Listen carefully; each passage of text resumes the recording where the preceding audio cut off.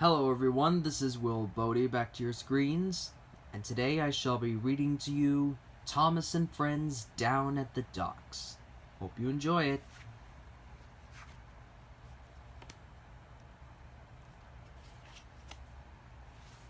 Beep! Everyone sure looks busy today, thought Thomas. He was on the hill overlooking Brendam Docks. From above the busy harbor, Thomas could look down and see all of the other engines working hard. Maybe I can do something to help. And down he went. When Thomas arrived at the docks, the other engines were bustling around. Everyone was working hard to prepare for the ocean life exhibit, which was coming to the island of Sodor. James and Cranky the Crane were busy unloading a big shipment of ocean plants. The plants would be put in the fish tanks to make the fish feel at home.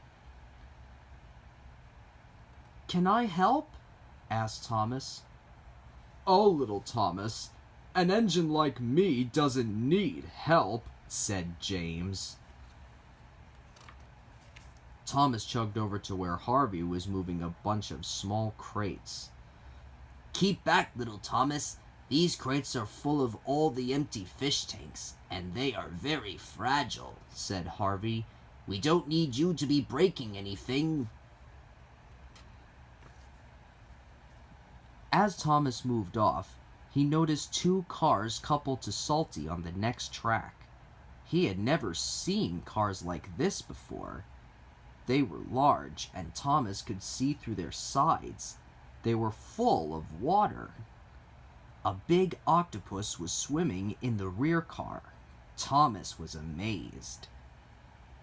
Then he pulled up to the front car. It had a huge shark in it. The shark looked at Thomas and opened his mouth. He had rows of big, scary teeth. "Look at that!" Thomas gasped, and hurried up to find Salty. "Amazing, aren't they? These critters from the deep, eh, Thomas?" said Salty. "Where are they from, Salty?" Thomas asked excitedly. "Where are they going?" "They're off to an ocean show in Tidmouth. It sure is fun having 'em here, don't you think?" answered Salty with a smile.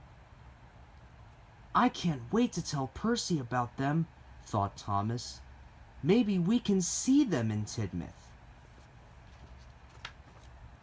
Thomas was still marveling over the shark when Henry rushed by. "Out of the way! I am in a hurry," Henry whistled. "Don't fret, Thomas," said Salty. "Little engines can be mighty handy at times." "Thanks, Salty," peeped Thomas sadly.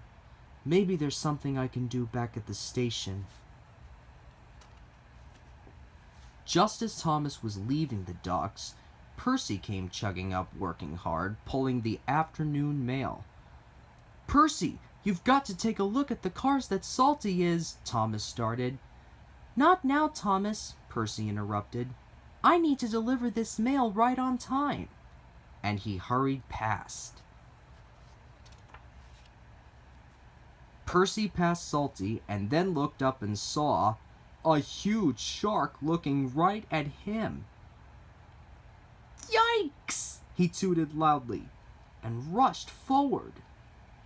Percy was so surprised and so scared that he didn't look where he was going. Henry was stopped ahead of him on the same track.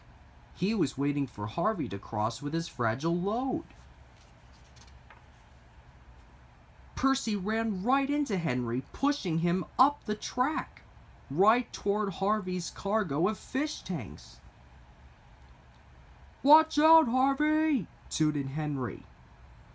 Harvey looked back, saw Henry rushing at him, and went full steam ahead. Too late! Crash! Henry crashed into Harvey's freight car. Harvey's freight car tipped off the track and the coupling snapped. Harvey, still at full steam, rushed forward. He ran right into James. James was pushed off the track, which startled Cranky. Cranky let go of the crate he was carrying. The crate fell right onto James and burst, covering him with seaweed.